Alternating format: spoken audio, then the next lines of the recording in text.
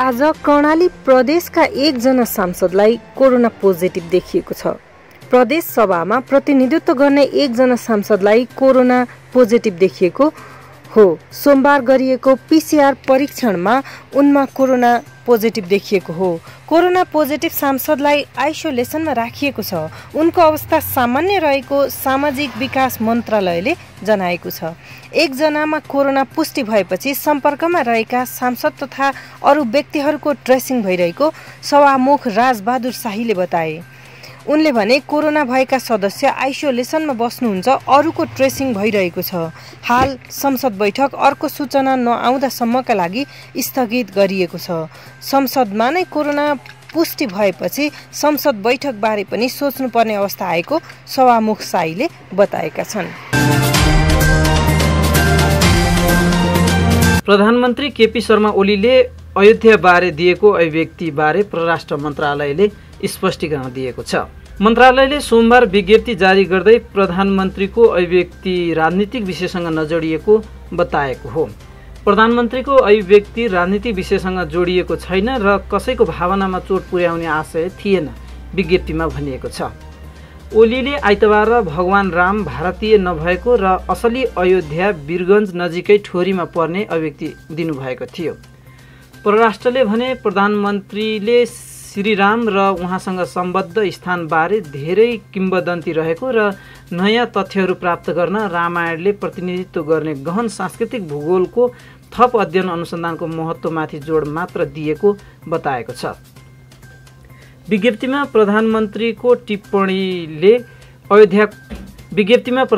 टिप्पणीले अयोध्याको महत्त्व र सांस्कृतिक मूल्यलाई अवमूल्यन गर्ने उद्देश्य नराखेको बताइएको छ।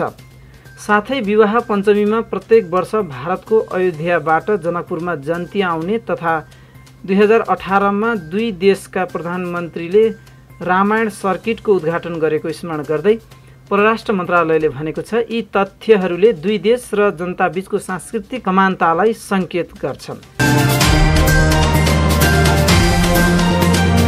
संयुक्त राष्ट्र सङ्घले सन् 2020मा विश्वभर थप 13 करोड मानिसले भोकमरीको सामना गर्नुपर्ने बताएको छ। राष्ट्रसङ्घका अनुसार गत वर्ष विश्वभर भोकमरीको सामना गर्ने मानिसको सङ्ख्या 1 करोडले बढेको हो।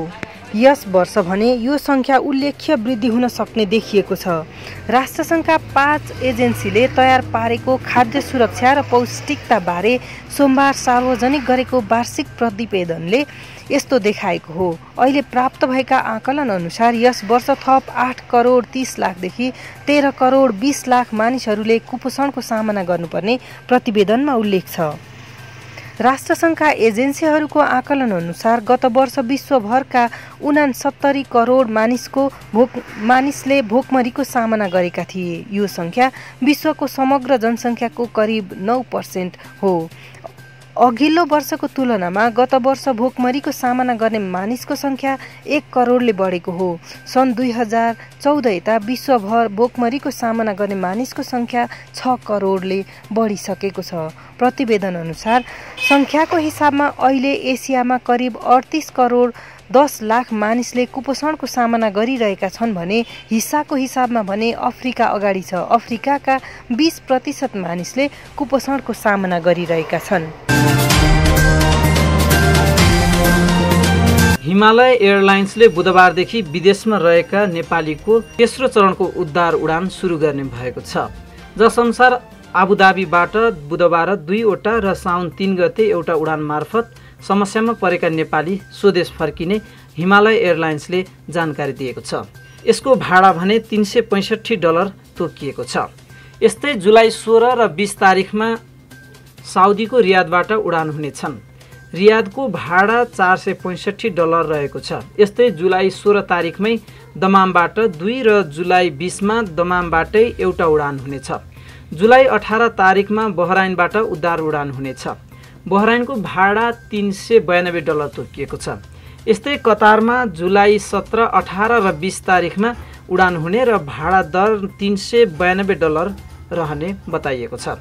यस्तै मलेसियाको क्वालालम्पुरबाट जुलाई 19 तारिखमा 2 र 21 तारिखमा 2वटा उडान हुने र भाडा $372 तोकिएको हिमालय एयरलाइन्सले जानकारी दिएको छ। सेवाग्राहीसँग घुस लिइरहेको अवस्थामा सप्तरी मालपोत कार्यालयबाट 1 जना कर्मचारी पक्राउ परेका छन्। अख्तियार दुरुपयोग अनुसन्धान आयोग बर्दिवासको टोलीले सदरमुकाम राजविराज स्थित भूमि सुधार तथा मालपोत कार्यालयका नायब सुब्बा कृष्ण बल्लभ ठाकुरलाई घुस सहित पक्राउ गरेको हो। जग्गा सम्बन्धी काम सजिलै गराइदिने भन्दै सेवाग्राहीसँग 13,000 घुस लिँदै गर्दा उनलाई कार्यकक्षबाटै पक्राउ गरेको अख्तियारले जनाएको छ। उनीमाथि थप अनुसन्धान गरिरहेको अख्तियारको भनाइ छ। रुकुम सोती घटना छानबिन संसदीय विशेष समितिले घटनाको प्रतिवेदन सभामुख अग्निप्रसाद सापकोटालाई हस्तान्तरण गरेको छ। गत जेठ 10 गते रुकुम पश्चिमको चौरजहारी सोती घटनाका सन्दर्भमा अध्ययन गर्न गठित समितिले प्रतिवेदन तयार गरी मङ्गलबार सभामुख अग्निप्रसाद सापकोटालाई बुझाएको हो।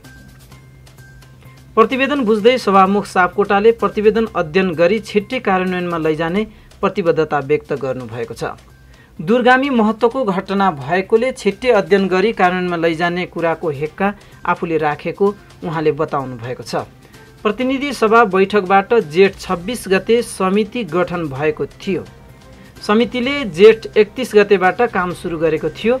घटनाको यथार्थ अध्ययन तथा अनुगमन गरी प्रतिवेदन पेश गर्न देवेन्द्र पौडेलको संयोजकत्वमा 9 सदस्यीय संसदीय विशेष समिति गठन भएको थियो। कर्णाली प्रदेशमा पछिल्लो 24 घण्टामा 27 जनामा कोरोना भाइरस कोभिड-19 पुष्टि भएको छ। सुर्खेत स्थित प्रदेश अस्पताल, पशुपन्छी रोग अन्वेषण प्रयोगशाला, जुम्लाको कर्णाली स्वास्थ्य विज्ञान प्रतिष्ठान र दैलेखको अस्पतालको प्रयोगशालामा गरिएको परीक्षणबाट मङ्गलबार थप 27 जनामा कोरोना पुष्टि भएको हो। थपिएका संक्रमित मध्ये सुर्खेतका 14 जना, दैलेखका 6 जना, जुम्लाका 5 जना, जाजरकोट र काठमाडौँका 1 जना रहेको सामाजिक विकास मन्त्रालयको स्वास्थ्य सेवा महाशाखा प्रमुख डाक्टर लक्ष्मी नारायण तिवारीले जानकारी दिए। यससँगै कर्णाली प्रदेशमा कोरोना संक्रमितको संख्या 1690 पुगेको छ। यस्तै कर्णालीमा मङ्गलबार थप 7 जना कोरोना संक्रमित डिस्चार्ज भएका छन्। यससँगै प्रदेशमा डिस्चार्ज हुनेको संख्या 1462 पुगेको छ। अब कर्णालीमा सक्रिय संक्रमित 222 जना रहेको छन्, जसमध्ये 191 जना आइसोलेसनमा छन् भने बाँकीलाई आइसोलेसनमा लैजाने तयारी गरिएको छ। कर्णालीमा हालसम्म 6 जनाको मृत्यु भएको छ। सरकारले नेपाल सङ्गीत तथा नाट्य राष्ट्रिय प्रज्ञा पुरस्कार 2076 द्वारा विभिन्न स्रष्टालाई सम्मान गरेको छ। संस्कृति पर्यटन तथा नागरिक उड्डयन मन्त्रालयले मङ्गलबार सिंहदरबारमा एक कार्यक्रमको बीच वरिष्ठ नाटककर्मी रामहरि गुरुङ, हस्तबहादुर थापा, प्रचण्ड मल्ल, कुमार बस्नेत, निर शाह र नारायण देवी प्रधानलाई पुरस्कृत गरेको हो। पुरस्कारको राशि जनही रु 1 लाख र ताम्रपत्र रहेको छ। ती सबै पुरस्कार पर्यटन मन्त्री योगेश भट्टराईले प्रदान गर्नुभएको थियो। उहाँले नेपाली नाट्य सङ्गीत क्षेत्रको प्रवर्धनका निम्ति पुरस्कारले हौसला प्रदान गर्ने विश्वास व्यक्त गर्नुभएको छ। मन्त्री भट्टराईले मुलुकको सांस्कृतिक रूपान्तरणमा स्रष्टाहरूले खेलेको भूमिकाको प्रशंसा गर्दै आगामी दिनमा पनि थप सक्रियता देखाउन आग्रह गर्नुभएको थियो। कला संस्कृतिको संरक्षण प्रवर्धनका निम्ति मन्त्रालयले विशेष ध्यान दिएको पनि मन्त्री भट्टराईले बताउनु भएको थियो। मङ्गलबार थप 116 जनामा कोरोना संक्रमण पुष्टि भएको छ। स्वास्थ्य तथा जनसङ्ख्या मन्त्रालयका अनुसार हालसम्म कोरोना संक्रमितको संख्या 17,061 पुगेको हो। 6,695 जना संक्रमित हाल आइसोलेसनमा रहेका छन् भने गत 24 घण्टामा 34 जना डिस्चार्ज भएका छन्। आजसम्म डिस्चार्ज हुनेको संख्या 10,328 पुगेको छ। कोरोना संक्रमण निको हुने दर 60.53% रहेको स्वास्थ्य तथा जनसङ्ख्या मन्त्रालयले जनाएको छ। हाल क्वारेन्टिनमा 24,716 जना रहेका छन्। स्वास्थ्य तथा जनसङ्ख्या मन्त्रालयले निर्देशिका विपरीत शुल्क लिएर कोरोना भाइरसको परीक्षण गर्ने उपत्यकाका 3वटा निजी अस्पतालमाथि छानबिन सुरु गरेको छ।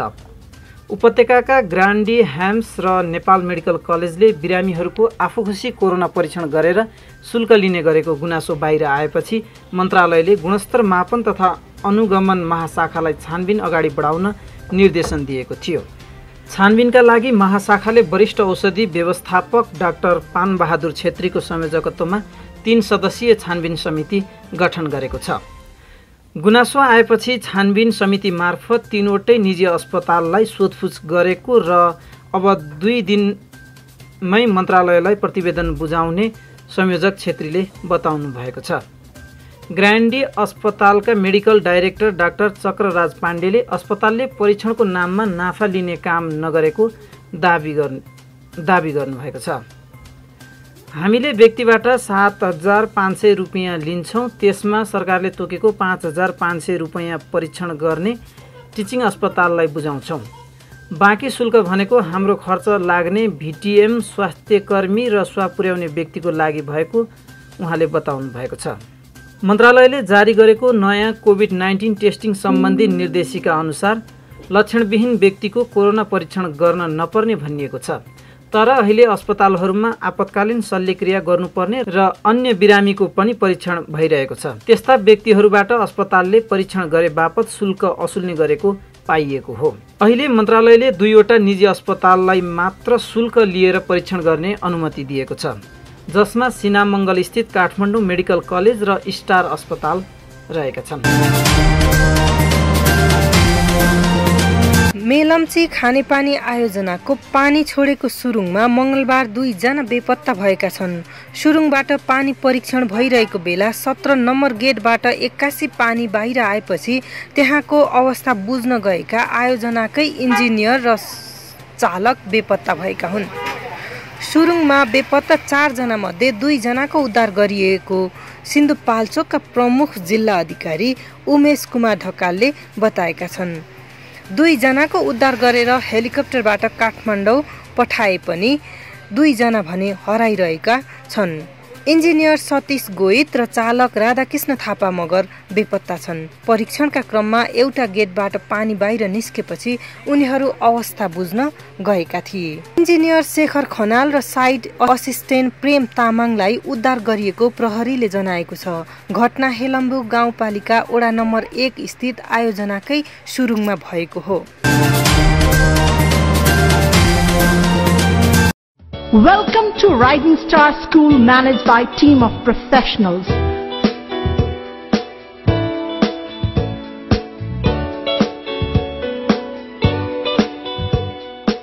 We believe in modern education with cultural values. A totally digital school in Nepal with scientific method of teaching. Rising Star is completely digital school in Nepal. Rising Star School consists of former principals and qualified teachers. The school has spacious hostel with homely environment. Rising Star School provides extracurricular activities, sports, music, dance and meditation. The school has glorious history in the field of education. Rising Star सँग 4 दशक लामो इतिहास छ। Rising Star School secures bright future for every child.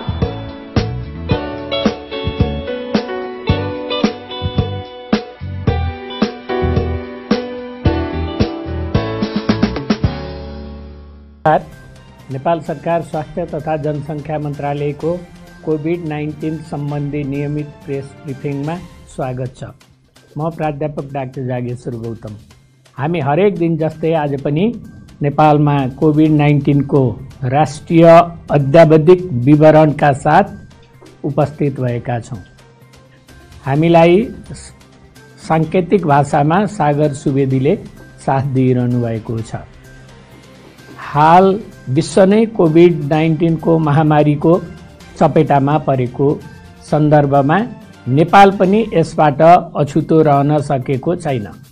आजसम्मको तथ्याङ्क हेर्दा विश्वमा 1,32,48,955 जना व्यक्तिको कोभिड-19बाट सङ्क्रमित हुनुभएको छ भने 5,75,841 जना व्यक्तिको निधन भइसकेको छ। सार्क सदस्य देशहरूसँग नेपाललाई तुलना गरेर हेर्दा नेपाल पीसीआर टेस्ट गर्ने मुलुकहरूमा अफगानिस्तान, बङ्गलादेश, श्रीलङ्का, पाकिस्तान र भारतभन्दा अगाडि रहेको छ। त्यस्तै कोभिड-19बाट प्रत्येक 10 लाखमा मृत्यु हुने बङ्गलादेश, भारत, मालदिप्स, अफगानिस्तान र पाकिस्तानभन्दा कम रहेको छ। अब म आजको प्रयोगशालाको परीक्षण विवरणतिर लागौँ। विगत 24 घण्टामा हाम्रो 25 वटा प्रयोगशालामा 4361 जनाको रियल टाइम पीसीआर विधिबाट नमुना परीक्षण भएको छ। क्वारेन्टिनमा रहनुभएका व्यक्तिहरूको सङ्ख्या 24,716 रहेको छ। आइसोलेसनमा रहेका सङ्क्रमित व्यक्तिहरूको सङ्ख्या 6,695 छ। कोभिड-19बाट सङ्क्रमण मुक्त भई गत 24 घण्टामा डिस्चार्ज हुनेहरूमा जम्मा 34 जना र आजसम्म डिस्चार्ज हुनुहुने जम्मा 10,328। अहिलेसम्म 60.53% सङ्क्रमितहरू निको भई घर फर्किसक्नु भएको छ।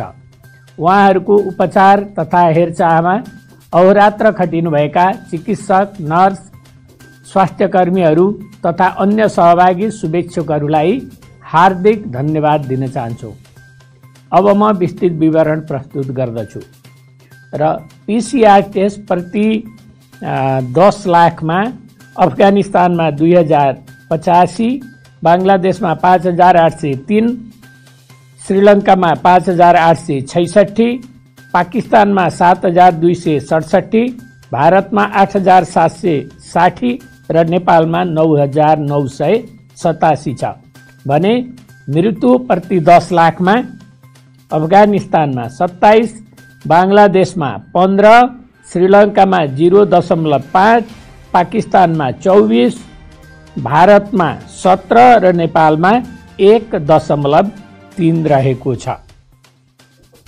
र हाम्रो 2वटा कल सेन्टरबाट 816 व्यक्तिहरूले कल गर्नुभएको छ। हाम्रो स्वास्थ्य एप्लिकेसन डाउनलोड गर्नेको सङ्ख्या 1,58,132 र सक्रिय प्रयोगकर्ता 87,806 हुनुहुन्छ र यसमा जम्मा इन्ट्री गरिएको सङ्ख्या 67,525 र आज चाहिँ 78 जना हुनुहुन्छ। रेड जोनमा परेका व्यक्तिको सङ्ख्या जम्मा 525 र आज कोही पनि रेड जोनमा पर्नु भएको छैन। हाम्रो वेबसाइट हेर्नेको सङ्ख्या 30,22,255 छ र भाइबर ग्रुपमा चाहिँ 4,05,762 जना जोडिनु भएको छ। प्रयोगशाला अनुसार real time PCR test positive हुनेहरूको विवरण यस प्रकार छ। बीपी कोइराला स्वास्थ्य विज्ञान प्रतिष्ठान धरान प्रयोगशालामा धनकुटाका 3 जना, सिराहाका 1 जना, सुनसरीका 1 जना र तेह्रथुमका 1 जना हुनुहुन्छ। कोशी अस्पताल विराटनगर प्रयोगशालामा इलामका 2 जना, प्रादेशिक जनस्वास्थ्य प्रयोगशाला विराटनगरमा झापाका 1 जना, प्रादेशिक जनस्वास्थ्य प्रयोगशाला जनकपुरमा धनुषाका 19 जना र महोत्तरीका पनि 19 जना, नारायणी अस्पताल वीरगञ्ज प्रयोगशालामा पर्साका 2 जना र धनुषाका 2 जना हुनुहुन्छ। यसै गरी राष्ट्रिय जनस्वास्थ्य प्रयोगशालामा गोर्खाका 1 जना र नुवाकोटका 1 जना हुनुहुन्छ। शुक्रराय ट्रपिकल तथा सरुवा रोग अस्पताल टेकुमा काठमाडौँका 1 जना, किर्जन्य रोग अनुसन्धान तथा तालिम केन्द्र हेटौडामा नवलपरासी पूर्वका 2 जना, रौतहटका 1 जना र सिन्धुलीका 1 जना हुनुहुन्छ। धुलीखेल अस्पताल धुलीखेल प्रयोगशालामा काभ्रे पलाञ्चोकका 2 जना र ओखलढुङ्गाका 1 जना हुनुहुन्छ।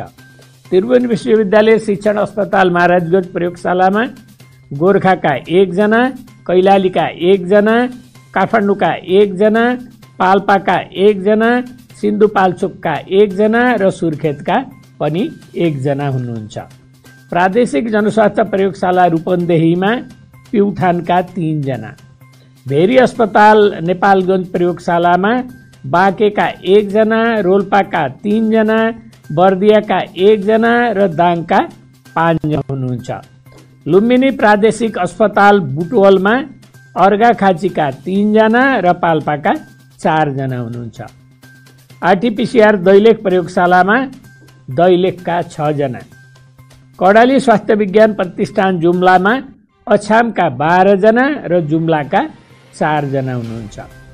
सेती प्रादेशिक अस्पताल प्रयोगशाला धनगढीमा अछामका 2 जना, कञ्चनपुरका 1 जना र कैलालीका 4 जना हुनुहुन्छ। र यसरी नै आजको जम्मा 116 जना संक्रमित भेटिनु भएको छ र हाल जम्मा सक्रिय केसहरू 6695 हुनुहुन्छ र जम्मा संक्रमितहरूको संख्या 17061 पुगेको छ। म अब प्रादेशिक विवरण प्रस्तुत गर्न गइरहेको छु र क्वारेन्टिनमा भएका व्यक्तिहरूको संख्या भन्न चाहन्छु। प्रदेश 1 मा 3143, 2 मा 3106, बागमती प्रदेशमा 1988, गण्डकी प्रदेशमा 3913, प्रदेश 5 मा 4526, कर्णाली प्रदेशमा 1821, सुदूरपश्चिम प्रदेशमा 6219 जना हुनुहुन्छ र यसरी जम्मा 24716 जना क्वारेन्टिनमा रहनुभएको छ। आइसोलेसनमा रहनुभएका पुष्टि भएका संक्रमितहरूको विवरण प्रदेशवाइज म बताउन चाहन्छु। प्रदेश 1 मा 171 जना, प्रदेश 2 मा 1907 जना, बागमती प्रदेशमा 465 जना, गण्डकी प्रदेशमा 502 जना, प्रदेश 5 मा 746 जना र कर्णाली प्रदेशमा 372 जना र सुदूरपश्चिम प्रदेशमा 2532 गरी जम्मा 6695 र मृत्यु हुने 38 जनाको विवरण मैले हिजो पनि प्रस्तुत गरिसकेको छु। प्रदेश 1 मा छैन, प्रदेश 2 मा 4 जना, बागमती प्रदेशमा 9 जना, गण्डकी प्रदेशमा 5 जना, प्रदेश 5 मा 10 जना, कर्णाली प्रदेशमा 4 जना र सुदूरपश्चिम प्रदेशमा 6 जना हुनुहुन्छ। र जम्मा संक्रमित हुनेहरूको संख्या प्रदेशवाइज प्रदेश 1 मा 775 जना, प्रदेश 2 मा 4392 जना, बागमती प्रदेशमा 821 जना, गण्डकी प्रदेशमा 1278 जना, प्रदेश 5 मा 4092 जना, कर्णाली प्रदेशमा 1747 जना र सुदूरपश्चिम प्रदेशमा 3956 गरी जम्मा 17061। र आज नयाँ पोजिटिभ निस्किनेहरूमा प्रदेश 1 मा 9 जना, 2 मा 44 जना, बागमती प्रदेशमा 7 जना, गण्डकी प्रदेशमा 4 जना, प्रदेश 5 मा 21 जना, कर्णाली प्रदेशमा 11 जना र सुदूरपश्चिम प्रदेशमा 20 जना हुनुहुन्छ। जिल्लागत 500 भन्दा बढी संक्रमितहरू उपचारमा रहेका जिल्लाहरू यस प्रकार छन्: महोत्तरी, रौतहट, कैलाली र बाजुरा। र संक्रमितहरू शून्य रहेको जिल्लाहरूमा भोजपुर, मनाङ, मुस्ताङ र हुम्ला छन्। र आज स्वास्थ्य तथा जनसङ्ख्या मन्त्रालयको अनुरोध पनि छ।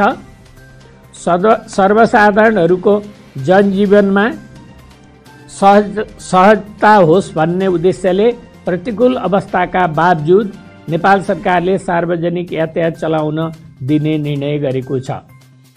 जनस्वास्थ्यका मापदण्डहरूलाई मध्यनजर गर्दै हामीले कोभिडको समस्या समाधान भइसकेर सार्वजनिक यातायात सुचारू गरेको भने नबुझिदिनु हुन सबैमा हार्दिक अनुरोध छ। हाम्रो जनजीवनलाई कठिनाइका बावजुद सावधानी अपनाएर अगाडि बढाउनु पर्ने अवस्था सृजना हुँदै गएको छ। अब सार्वजनिक यातायातको यात्रा कोभिडभन्दा पहिलाको अवस्था जस्तै सामान्य रूपमा नबुझिदिनु हुन, अत्यावश्यक नभई यात्रा नगर्नु हुन अनुरोध छ।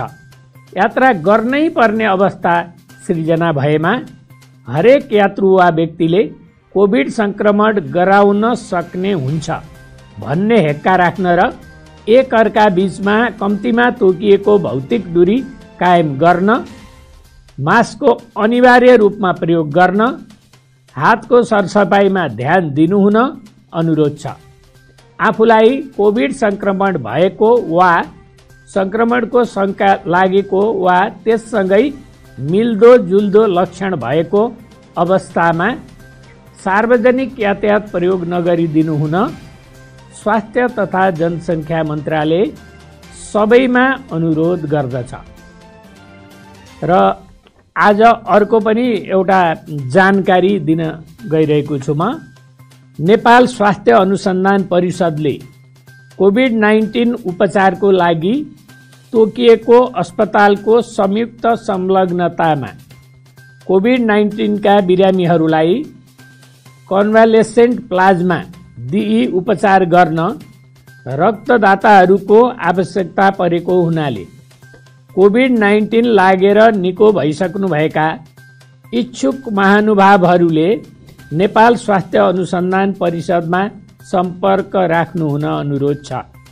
सम्पर्कका लागि कार्यालयको समय अवधिभित्र बिहान 10 देखि 5 बजेसम्ममा फोन नम्बर 01 425 4220 म फेरि दोहोऱ्याउन चाहन्छु 01 425 4220 को एक्सटेन्सन नम्बर 124 मा सम्पर्क गरिदिनु हुन अनुरोध छ। र हाम्रो इमेल ठेगाना पनि छ यसको लागि research research.nhrc@gmail.com फेरि दोहोऱ्याउन चाहन्छु म research.nhrc@gmail.com। यति भन्दै आजको नेशनल कोभिड-19 को अपडेट अद्यावधिक विवरण यहीँनेर समाप्त हुन्छ। धन्यवाद, नमस्कार। Welcome to Rising Star School, managed by a team of professionals.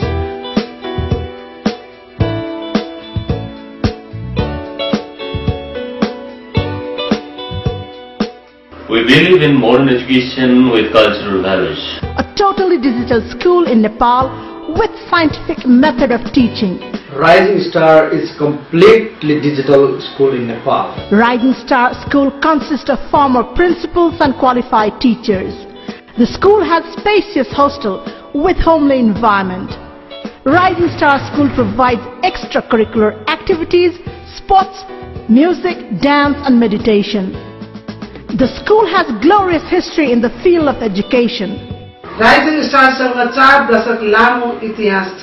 Rising Star School secures bright future for every child.